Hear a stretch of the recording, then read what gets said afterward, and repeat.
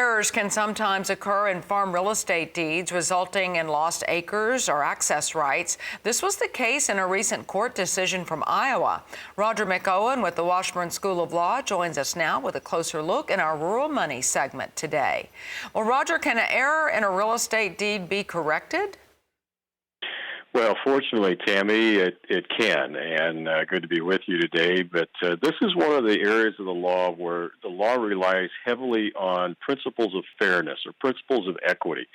So if we can determine that there was a mutual mistake, or maybe there was an error by some type of government office, and it's clear that the court sees that the parties intended something different, then the court can do what's right, and they can fix the problem.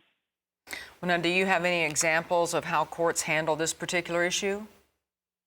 There indeed was a very recent Iowa decision of just about 3 weeks ago where there was a clerical error in a deed, and it changed the whole amount of acreage that was being conveyed of a farm. There were 2 tracts of land involved consisting of a 202-acre farm and a 32-acre homestead. And what had happened was that the error made in the local office totally changed the acreage involved. And the court said, well, we're going to jump in and fix this. It's clear that that's not what the parties intended. The evidence was clear that both parties, neither one of them had intended that result. And so in those instances, the court can jump in and use its equitable power to reform that deed to reflect the way that the parties had intended the transaction transpire. So what's the big takeaway for farmers here?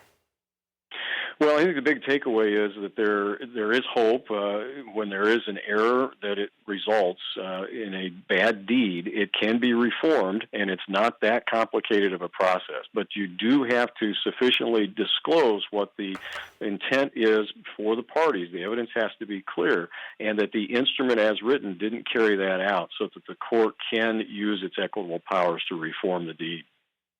All right, good information there. That's Roger McEowen with the Washburn School of Law. Appreciate your time and info today.